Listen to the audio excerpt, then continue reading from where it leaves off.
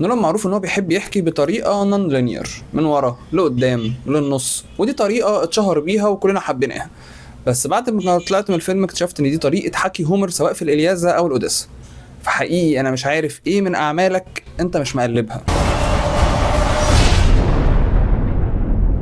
واخيرا فيلم ذا اوديسي. الفيلم بطولة مات ديمون وان هاثاواي وتوم هولاند وزندايا واخراج كريستوفر نولان، مبني على الأوديسا لهومر. ومعنى كلمة مبني هنا يعني ممكن يتغير تفاصيل او ان في شوية حاجات ممكن نبص لها بشكل مختلف. يعني ممكن يغير في شكل شخصية او عمرها او جزء من طبيعتها عشان نحكي القصة هي بس بطريقة وزاوية مختلفة. الفيلم بيتكلم عن اوديسيوس ورحلته في محاولة العودة من تاني لمملكته في اثكا بعد ما كسب الحرب واقتحم تروي بسبب خدعة الحصان اللي هو ابتكرها.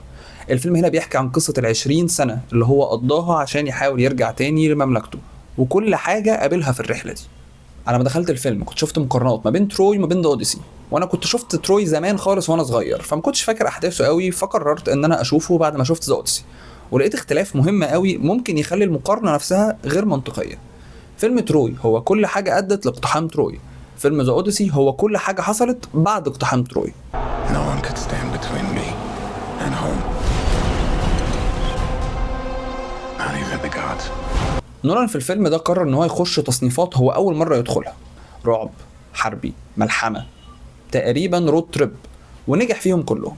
نولان قرر ان هو يسيب كل النظريات العلمية والسفر بالزمن والتلاعب بيه والحاجات اللي هو بيحبها ديت عشان يحكي قصة ملحمية متاخدة من اشهر قصص الاساطير الاغريقية.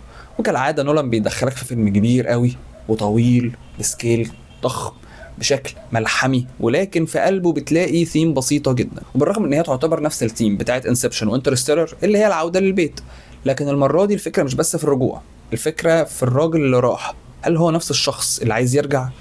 ايه اللي قابله في طريقه وغيره؟ اللي غيره ده حاجة كان قراراته هي السبب فيه ولا حاجة حصلت غصب عنه؟ وازاي هيعيش مع اللي حصل له طول الرحلة دي؟ أسئلة كتير خلتني عايز أفضل أتكلم عن الفيلم وأحكي عنه مع أي حد شايفه، وده السبب إن الفيلم يعتبر هو أسرع فيلم وصل ل 2 مليون فيوز على ليتربوكست، وإنه وصل لأكتر من مليون ريفيو عليه. وده معناه إن مش بس الناس حبت الفيلم وإن ناس كتير دخلت عشان تلوج الفيلم على ليتربوكست، لا ده في ناس كتير قوي شافت الفيلم وحبت إن هي تشارك رأيها، حبت إن هي تتناقش، لأن الفيلم بيفتح مجال كبير جدا للمناقشة.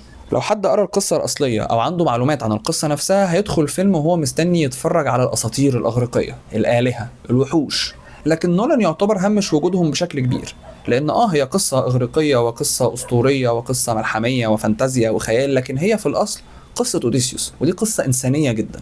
حتى يمكن أشهر وحش فيهم نولان ما عرضوش كمجرد وحش، نولان ادانا زاوية مختلفة عن الوحش ده، زاوية ممكن نتقال عليها إنها زاوية إنسانية كمان، ودي حاجة هو مش مبتكرها، دي حاجة هو مقلدها من حد تاني. What Guillermo has taught all of us is a monster is never just a monster, and that for a monster to be interesting even or credible, there has to be an individuality, there has to be substance to that. وبمناسبة الوحوش اللي ظهرت والأوديسيوس قابلها في رحلته، في وحش اسمه سيلا. الوحش ده تنفيذه كان أقل من مستوى أي حاجة حصلت في الفيلم. السي جي اي بتاعه كان وحش قوي، وشكله ما تحسوش ان هو يعني ممسوك، يعني تحسش ان هو له ملامح معينه، تحسوا حاجه كده وتسربعوا فيها، تقريبا كانوا مستعجلين يسلموا الفيلم. لكن اي عيب في الفيلم سواء بقى الوحوش او اي حاجه تانية اتدارت تحت قاعده نولان بيحبها قوي اللي هي شو دونت تيل. لو هقول احسن واقوى قرار خده نولان طول الفيلم انه التزم بالقاعده دي.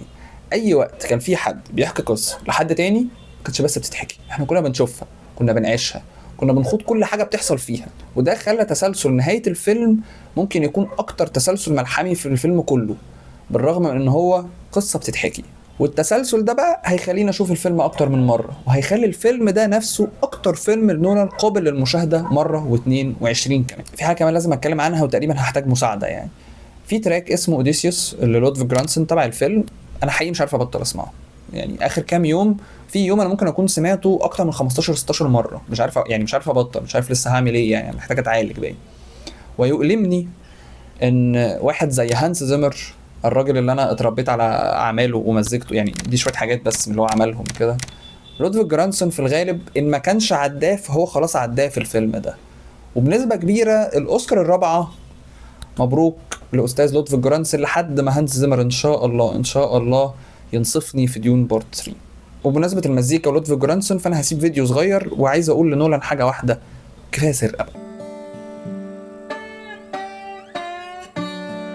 وفي الاخر قصه الفيلم ورحله اوديسيوس وتغيره من اولها لاخرها وتغير نظرتنا احنا ليه طول الفيلم.